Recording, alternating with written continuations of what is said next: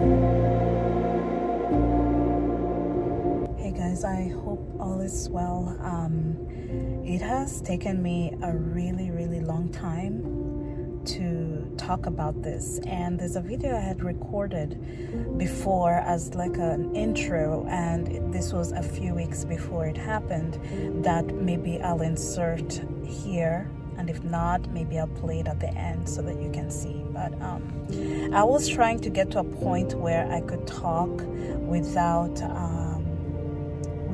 breaking down, because when I get to that point, it's very difficult for me to come back from it. And so I just wanted to get to a point where I was able to make this video and provide information that would be comforting. I know when you're going through this, nothing feels helpful, but when I went through it, I saw the internet was my comforting place. I did have, and like I said in the other video, I don't know whether I'll put it in here or not, but my family, my friends, they came to see me, my sister Gina, my sister Georgette in Georgia, and my sister-in-law, cooked chapatis for me, which I love, and Gina and Michelle brought me vitamins, things that just got me up and running again, and I'm so grateful to them. And my husband, oh my goodness, he was my rock, because I did not know whether, I just could not see beyond, and I told my friend this, I could not see beyond every hour. There was an issue, and that meant I could not give my other children my all. I was broken down, and then I'm gonna tell you what happened, but I was just broken down and I didn't know what I was going to do. But I got pregnant in August. Iggy and I had planned on trying for another baby this year, and then with COVID and the coronavirus, we were like, okay, let's wait until next year. But then baby came, and so I remember the night that I found out I was in a lot of pain. Like the way you get stitches, and I got stitches in like near my heart, and I didn't know what, I couldn't breathe, and I kept on calling out for Iggy because every breath was so painful. Eventually he called my sister Gina, and she came over, and we were able to go to Kaiser. She watched the kids, and before they did a full, when you're complaining of chest pains, they're gonna do a full blood. They're going to do a full blood workup, and so they did that. So they took my blood, they put in an IV, which I hate. I had to start negotiating, but they're like, you can refuse, but we have to do this, for your own sake. And so I was like, okay, fine. And then before they sent me to do the x-ray, they did a urine test to make sure that I was not pregnant before they sent me there. But the doctor comes in and he's like, oh yeah, your EKG, they did an EKG. I don't know if you've seen an EKG. It's when they put all this, like, the best way I can explain it is they put all the stickers around your body, and of course they check your heart and all of that. So that came back, he's like, that came back normal. Your heart looks good. Trust me, if you're having a heart attack, you'd be out of here right now. The ambulance will be here. So you're doing good. Now, I don't know whether this is the doctor talking, by the way, not me. I don't know whether you knew this or not, but you're expecting. And I'm like, oh, and I was just like, oh my goodness. And he's like, yep, don't worry. My wife and I just found out too. He was this really nice man, and really wonderful. And yeah, he said that he and his wife just found out as well, and they were getting ready for their first appointment. And so yeah, I went home, I rested. I didn't tell Iggy until I got into the car, and I recorded his reaction, but who knows where that recording is. It was in I recorded with my phone, obviously, because I don't like taking the camera to the hospital. I just usually use my phone when I'm there.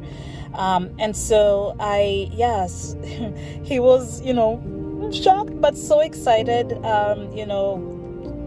immediately afterwards, started the days after, kissing my belly and all of that, which is what he did with the other kids. He was very loving. Even when when I was still pregnant, he would, talk to them in my tummy. And so some weeks went by, and one day I started feeling a lot of pain. And by pain, I mean like period pain. It was painful. And I was like, I have never felt this before with any of my other kids. What's going on? And, I remember going into Kaiser to meet with my gynecologist. And because of COVID, they don't allow your spouse or your partner in anymore. So I went in by myself. And she checked me. She could see a cyst in there too.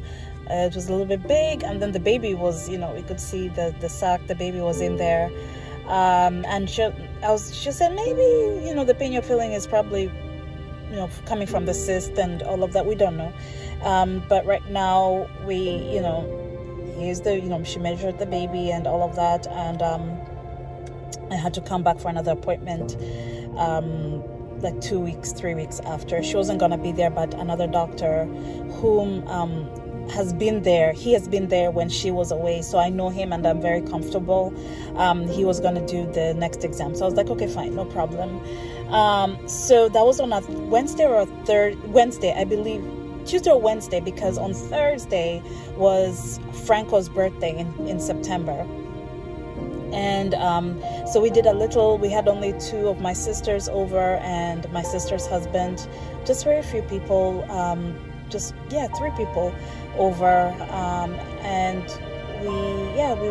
we celebrated. And on Saturday, I believe, my son's birthday was his birthday is September the 10th, and that Saturday we went out in the morning. We always love taking the kids out to a private park where there's nobody, and I think you guys have seen that. If you follow me on Instagram, you might have seen either Insta stories about that or some pictures of that place. But anyway, so we took them bike riding, did a stuff, activity. It's always good to keep active. With Sarah and Franco, I was lifting weights, I was working out, so there was never really any issue. And so so that night, I remember I was dancing, and that morning I'd actually done some step-ups. I like doing step-ups. I'd use my daughter's chair because it's just a proper height for that. And so I did step-ups, and that night, I'd come from the kitchen, I was going to shower, and I was just, hey, Magdalene. I was just dancing in the bathroom, and then when I went to use the bathroom, I'm sorry if it's too much information, but when I went to use the bathroom, I saw spotting. And it was like dark brown spotting, which I've never had. I have never had that. But that usually equals old blood. So I was like, I was like, for a moment there, I was like, but then it immediately hit me what was happening, or what I thought was happening. And I started crying, and I called out for Iggy, and I cried, and I fell on the bed. And he came and held me, and I told him I was, starting to bleed. And then I went back to the bathroom. He didn't want me to be alone, but I just wanted to take a shower and calm down. And when I stepped into the shower, something small, round, I don't know, if you're here to hear the story of what happened. So I'm sorry if there's a lot of information, but I'm telling it as it is, because I just want to let somebody else who's out there maybe experiencing the same thing. There's no taking comfort in this. It's difficult, and I don't know what else to say. But I showered. Then the next day, because when I was pregnant with Franco, I had like spotting, but it was very light pink. And I guess I thought I thought we hadn't gotten pregnant and that my period was going to start, but it, within a day it was gone. But this one, the next day, it became red. And so I was like, okay. I can't think straight. I'm losing my mind. I need to go in and see what is happening. And so I think it was, I've lost track of time, whether it was the next day, that Sunday, or the Sunday after. Yes, it was the Sunday, that same Sunday, because what happened was we called my sister again early in the morning. She came. I called my mom. I was hysterical. I was crying, and she just tried to keep me calm. She called my sister to tell her to come over too. She had told me to call her, but I was just, I did call her eventually, as I mentioned. But before that, I forgot to mention that I'd called my mom and my parents, and I was just crying on the phone. And I was talking to my friend, who unfortunately ended up also, we were expecting our kids at the same time, and she also went through the same thing. We both lost our babies. And so what happened was we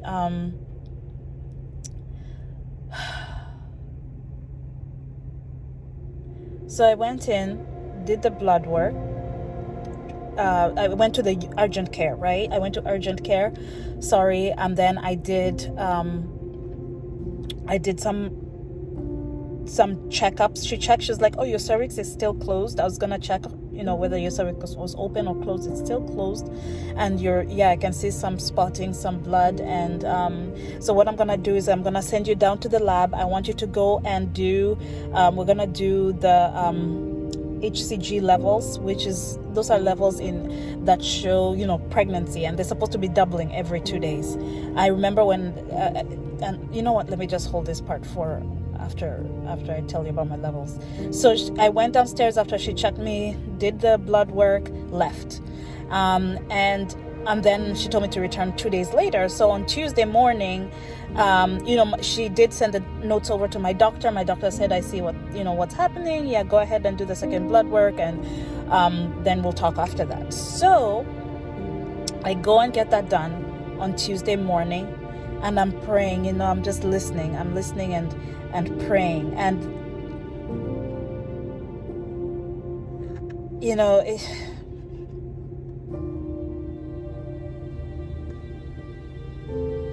I'm just realizing that I've lost track of time, because I'm trying to put my story together. And anyway,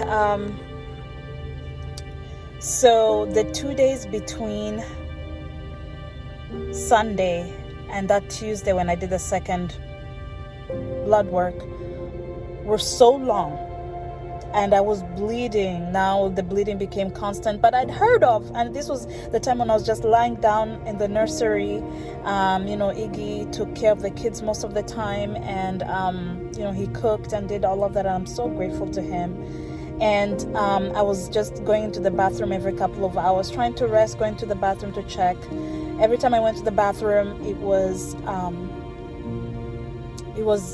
I was bleeding. I wasn't like changing pads every hour, because I hear for some people the blood is a lot.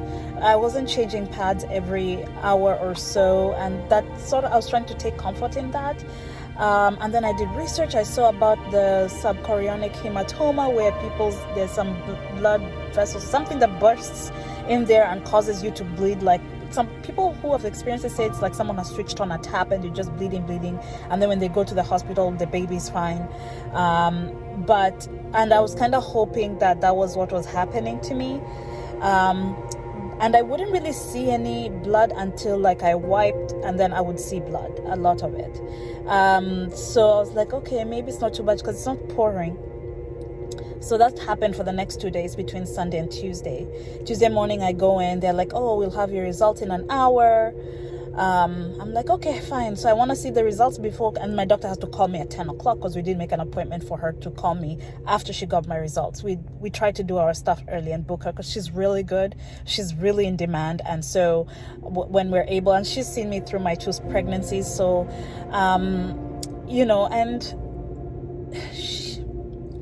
anyway, so in an hour, I'm checking my phone. I'm like, why are my results not up? Why are they not up? And now I'm seeing, in hindsight, I'm realizing that they probably did not want to give me the results before she spoke to me.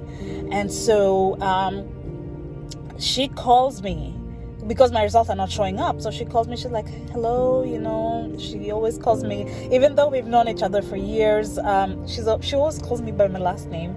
And so she's talking to me, she's like, I got the results back. When we checked the first time, they were at 3,000. I think it was around 3,000. And then now she said that it's at 900. And 900 and something, I can't remember the exact number. She's like, when you see that happening, it's usually indicative of a miscarriage. And I had started preparing myself for this I started preparing myself to be open and to understand, but it shocked me. And she spoke with me. She's like, I don't want you to think there's anything that you did was wrong. And I started thinking, oh my goodness, I shouldn't have done the step up exercises. Oh my goodness, I shouldn't have gone to the park.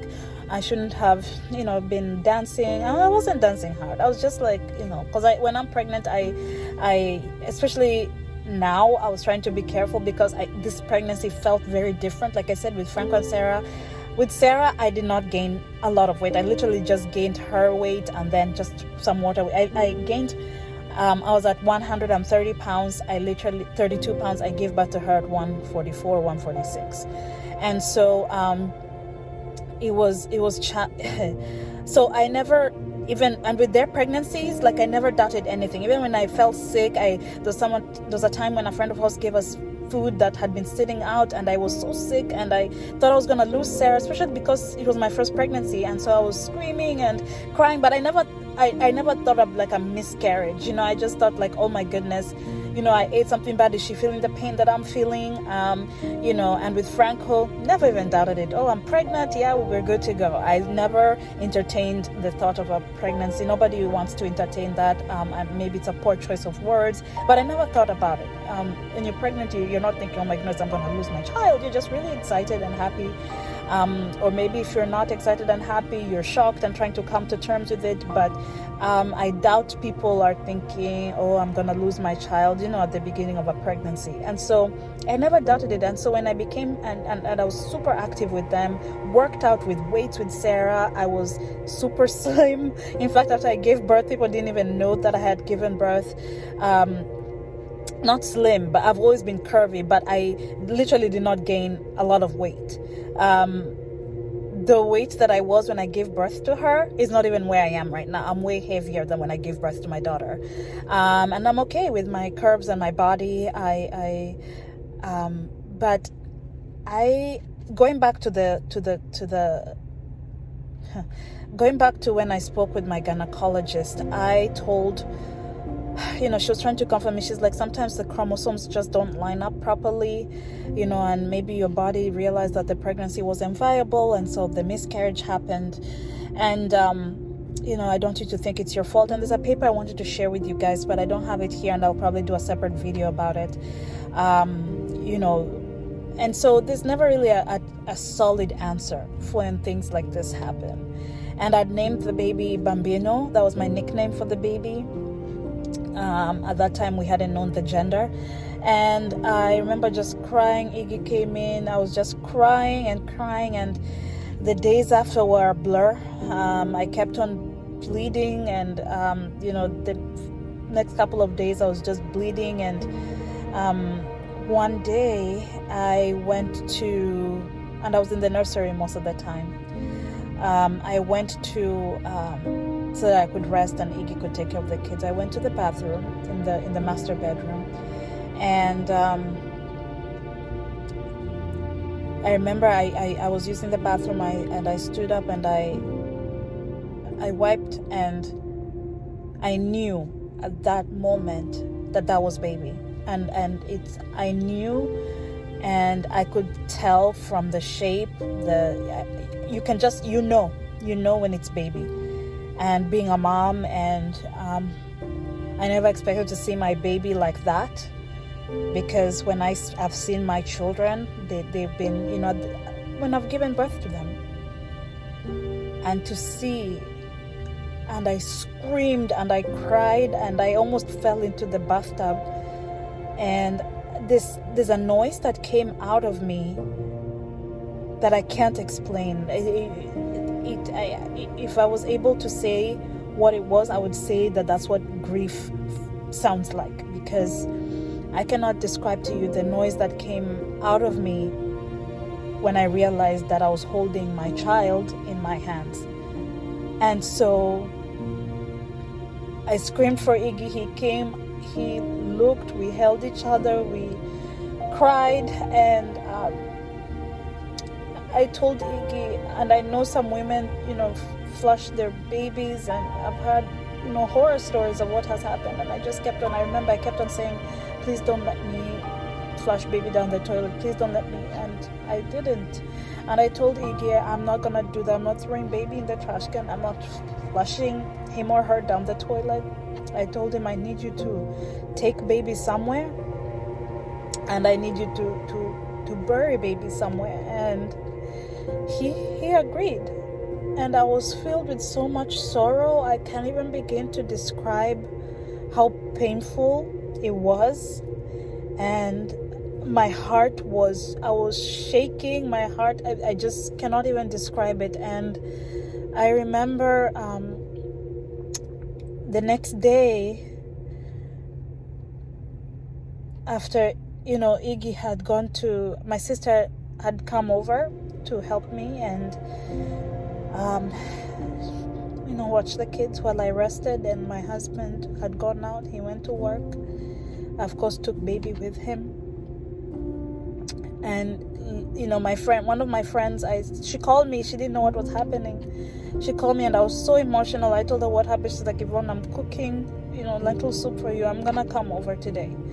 So I was just screaming on the phone every time. There was no phone call or text that I could write without going into a full breakdown. And so I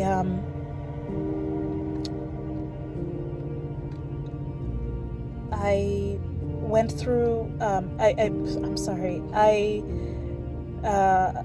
that night after they left, my friend, her husband had gone to buy her some stuff. She had given birth, her baby was, I believe, 9 months or so at this time. And so she said she'd never gone through that, but she'd known about somebody who had gone through it a lot of times. And the last time that she had decided was when she was, I believe, 4 or 5 months pregnant, and she I'm not going to say that story. And so she said she's sorry because this is my friend, because it's something she has 3 kids now as well. I'm saying as well, baby was due in a few months, 4 months from now. She said she had never gone through that. And when everybody left, my friend and my sister and my friend's husband left, Iggy told me that I broke down, and we held each other. He told me he went and buried baby, and he said he couldn't move from that spot for 2 hours. 2 hours. 2 hours he couldn't move. And it broke my heart. And because sometimes when we're going through these things, we don't think of our spouses, and we don't think of what they're going through and how it's affecting them. And I know some men are not affected, but I know my husband, and I know how he is with our children, and how he's always treated our children before they've been birthed, and it broke him. The next couple of weeks were very difficult. I was angry with my body. I was angry with myself. I thought I had done something wrong. And though my gynecologist was so kind, and I wrote everything down, how I felt. I don't even know if I have some of that here, but let me see.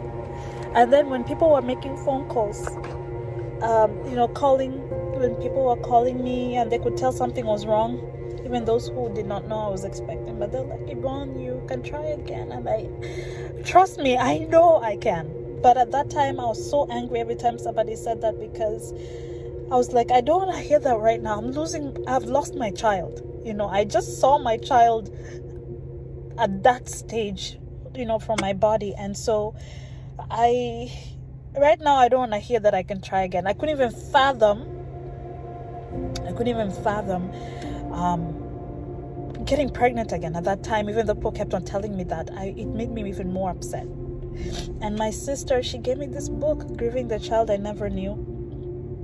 And I'll show you, if you go to my Instagram, I'll share a picture of it there. Maybe I'll put a picture up of her here. But I did write, after a number of weeks, it took me weeks to calm down, honestly. And I thought I was going to die the days that followed, because I started having this heart attack or stroke, like my arms were going numb. I thought I was going to pass out, so I kept on going back to the hospital for tests. They're like, Yvonne, there's nothing wrong with you. They did blood work. They're like, your blood looks fine. They did the x-ray. They're like, your chest looks fine. I thought I was actually having a heart attack, only to realize that the sorrow and the grief were so deep that it was literally, my heart was breaking. That was what was happening. My heart was literally breaking. And they told me I needed to calm down. And that's when I knew I needed a therapist. For the first time, I knew I needed help, for my mental well-being and my mental health. Thank goodness my insurance is able to cover that. I know there are people out there wondering whether the insurance will, whether they can, maybe they don't even have insurance. But even if you have a friend who's close to you who can just listen to you talk. I talk about, when I created secretsofyve.com, I talked about how you can hold space for another person, just listening to them without judgment. And that's why I created that. I wanted that to be a space where I could do my podcast. I started my podcasts and my blogs, and I've written a blog about this experience, and then I've written on parentsofdragons.com about the actually what happened to me, and that's the notes that I have down here. And then I wrote another blog on Secrets of Eve and a podcast about what loss the important things that loss can remind you of in life, because I was hoping that I would be able to help other people who are going through the same thing feel a sense of comfort. There's nothing that can really comfort you.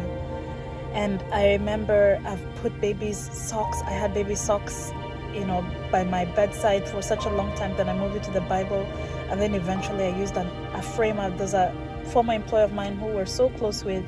She gave me frames, and those are the frames we use around our house. And there's one that I found that I could put baby socks in, and so I've framed baby socks and put, his or her socks next to our kids' pictures, because if there's one thing that I told myself is that I never want to forget baby and the fact that he or she existed. And when I buy like little wooden Christmas trees, I always make sure to buy an extra one, for baby, and they deserve it. People think it's so easy just because you didn't give birth to that person. You shouldn't be attached. That person, didn't really come into this world, but that person existed. I held him or her in my hands, in the bathroom at that point. And then it also reminded me of how delicate and how precious life is, seeing baby in that form, that tiny, knowing that that's how my kids, formed, how they came to be in their from that to their full form. I just was so thankful that I actually carried them to term, and I'm able to be their mom. And that people are like, oh, you have other babies, at least you have other kids. And I know that my friend who went through it, this was her first child. And, but it doesn't take away from the fact that this baby still existed, was still wanted. The baby was still wanted. And even people who, go through, and I had to become super sensitive. I had to get sensitized, and I'm hoping to sensitize other people, because people think that just because, other people lose their babies or have an abortion, that they don't go through that grieving process, maybe after they realize that it was a mistake, or maybe they had to do it because the baby was going to be miserable and suffer. And it's something that I spoke with also with my therapist eventually. She's helping me break through, is that you start to, she said, Yvonne, you made a breakthrough. At first it was about, you thought this was your fault, and, and I had read about, people who talked about how they were broken down because their womb became a tomb, when their baby died inside of them. It's what we've experienced. And she told me, now you're starting to see it from your baby's perspective. What if your child had a medical condition that would you have wanted them to suffer like that their whole lives? And the answer is no. They would still, and I don't doubt that I would still have loved baby no matter what, but I started now seeing from baby's perspective, and there's nothing I can say that will fully heal another woman or person going through this, but I'm hoping that my words bring comfort, and that so you know that there are people, that you're not alone. Because what taught me is when I turned to the internet and the forums and what to expect, and the bump, all these platforms provided, and Instagram, I had a Miscarriage is a page on Instagram that was real helpful for me when I eventually found her, it's hard, and there's no fully healing from it. I don't want to tell stories of people who confided in me about something that and then I tell it here and they didn't want it told, but somebody told me their sister went through it, and she saw how much pain she was in. People, it's painful. It is so painful. It's like you're in actual labor. That's why I thought I was getting my period, a very strong period. It's like you're in actual labor when it's happening. I don't know if it's for other people, but for me, it was really painful. And I'm just trying to read here with people who had told me, oh, it's okay, at least you have other kids, at least you weren't showing. I thought that was really insensitive, because the fact that I wasn't, fully pregnant at 9 months doesn't mean that my child did not exist. And for someone to tell me, oh, it's okay, at least you have other kids, the best example I can give is if you lose a sibling or one parent, and then somebody says, oh, it's okay, at least you have your other parent, at least you have your mom. Does it make the loss of your mom or your other mom or dad easier? Or if at least you have other siblings, if you lose one of your siblings, it doesn't. And I want people to see it from that perspective. And I'm reading here some of the things that are coming from my blog on parentsofdragons.com. Is I remember when I was speaking with people, I would pause and shake my head, because I wouldn't believe that I'm actually saying I have gone through a miscarriage. It's painful, it's shocking, it's sad, and the worst part is that my senses were still heightened, right? So I could smell things. When you're pregnant, your senses are sort of like heightened, so you can smell stuff. And my breasts were still sore, and especially when my son latched, because if you guys don't know, I have breastfed my daughter till she was 4.5. I tandem fed them both. When he was born, she would feed two at the same time. I made sure that, so it was never a fight. They'd both be on me breastfeeding at the exact same time. And I felt guilty, honestly. I felt guilty, and the worst part was, you realize that an entire lifetime has vanished. The way you'd have taken care of that child, their dreams, their hopes, their first day at school, everything was gone. And, them meeting their siblings, how their siblings would have responded to them. But I am so grateful for the support I got from so many people. From my parents called me constantly. People, my friends who had known contacted me. My friend who ended up losing her child, she started getting symptoms exactly a week after I got my first symptom, after I got my first brown spotting. She started telling me, I came from the shower and I started feeling like, okay, I can take a rest, I can sleep tonight. I saw a text from her, and she told me that, and I just dropped everything and I just started praying. I prayed that even if you're not a person of faith, but I'm telling you what I did. I prayed and I said to God, please transfer my strength to her. because I don't know whether she's going through the same thing, but I want you to, and I told her, I want you to tell me all about your pregnancy. I don't want you to hide anything from me. Just tell me. And so she went through the exact same thing, and I was on the phone with her daily, just texting daily. I'm so thankful for her. My cousin in California who told me that that this hurt her too. I had people grieve with me, and so it's just, I don't know what else to say. I'm trying to look at my notes, and I'm seeing here, I wrote that, and these are notes I wrote when this was all happening, so that I would remember some things. I would have not otherwise remembered all the details. And I asked myself, how do you cope postpartum? It's a postpartum period. You delivered your baby, but not in full form. You lost your baby.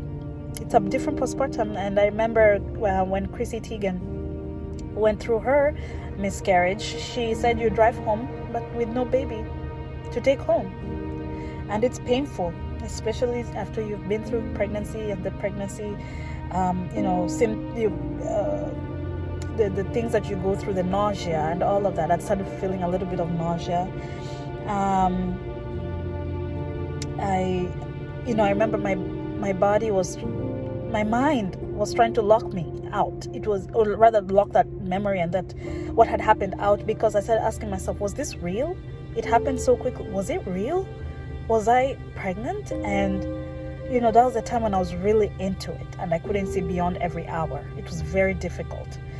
And I started thinking about my ancestors. For those who don't know, I'm originally from Kenya, and I started thinking about how the things that they went through, and how they had to endure, maybe without any support. Medical team. I'm so thankful for my Kaizen medical team. There's no medical team in the farm. Some women probably went through it because it's stigma. I mean, people still can't even talk about a pregnancy today without, judging or saying, oh, you shouldn't talk about it, or it's still a topic that needs to be talked about because it's happening to so many people, and yet not a lot of people are talking about it. And so the reason why I made this video was to be one of the people who was able to talk about it, and I wanted to make sure that I reached a point where I was able to talk about it without fully breaking down, because trust me, had I done this earlier than this, I don't think I would have been able to get through making this video. But one of my aunts I started thinking about the things that people went through, right? So my ancestors, and how maybe they suffered in silence with no medical team in the village by themselves, did not maybe say anything to their spouse, or,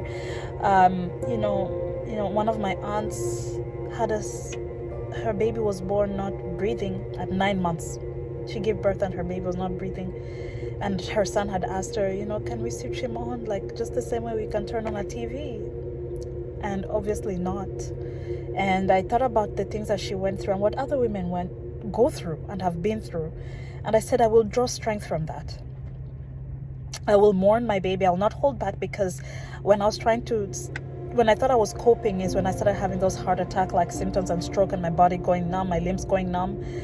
I'm happy to say that I'm no longer going through that. It took weeks. I thought every day that I was dying, every single day. I thought I was dying because the pain was so real in my heart. I could feel the sharp. It's like somebody was stabbing me in my heart every day for the whole day. And I don't know whether I was gonna make through it, the next half hour. I was just that sad. And I know some people have passed away from sadness and grief and, a broken heart. And I know it's a serious issue when it starts to manifest physically, which is what happened to me. And so I told myself, I need to forgive myself. The same way I forgive myself when I make mistakes, I need to forgive myself for what happened. But then somebody, my sister-in-law had asked me, why are you asking for forgiveness? What did you do? And it made me wonder that sometimes we go through life and we blame ourselves and we ask for forgiveness, and yet it was something that we couldn't control. I started questioning, what did I eat? What did I not eat? And I thought about, oh my goodness, how I worked out with my daughter. I can't even explain. Compared to what I did with my daughter, I did nothing with this baby, just the step up once. And I remember I started blaming myself, but like I told you, we've broken through with my therapist and we're doing better now. As a family, we're doing better. I'm doing better as an individual, as a mom. I'm much better. I'm there starting to do all the things that I love again, and being there for my kids, and being creative as a CEO of Patesi and Patesi Global, Patesi Foundation. I don't know if you all know, but we have an entire organization, a nonprofit, and the board members, I did tell them, we celebrated when we found out the news of our baby, and I did tell them what had happened. My entire team took over, and I was so grateful. I'll never forget that. And sorry, I'm shooting this on my phone, from my phone in the car, because I just met a friend of mine who took pictures of me, and so I decided this would be a good time for me to talk about this before I go back home. And I've been wanting to do this for a little while, but I just wasn't ready, and I thought maybe now that I have some quiet time, we took some pictures really early in the morning, which is something that I love and I wanted to get back into. It's only, what time is it? It's only 8:30, so we did it about an hour ago. I've been here for almost an hour talking to you guys, and so that's what I wanted to share. If you want to read about my story, I'm somebody who loves writing things down. Even when I have a list of things to do, I'd rather write it down on a piece of paper and cross it out. I'm just that person who's a touch person. I love seeing things, touching it. I visualize a lot. So if you want to read my story, it's on www.parentsofdragons.com. That was what I experienced, literally, like everything, including deeper details that I probably did not remember or excluded today. And then on the other blog, secretsofyve.com, I talk about, it's my podcast and my blog where I talk about, the important lessons in life that you can learn, what you're reminded of when you go through a loss in life, the important things in life that you're reminded of when you go through a loss. And so I'm hoping that it will provide, if not some tiny comfort, if not that, then just to let you know that you're not alone. If you're looking at this, we're reading that and thinking that you are. It happens to so many people, and it's not talked about, and that we should talk about it more so that we can build this supportive community, and be there for each other. So thank you for listening. I hope you stay safe. I hope that you rest, no matter who you are and who is watching this, that you take care of yourself, that you rest, and that I'm here for you. Reach out to me here, Instagram, no matter what your story is, Secrets of Eve. Let's talk. Let's send me an email, DM me on Instagram, Secrets of Eve at Instagram. I'm here for you. Thank you so much once again for listening.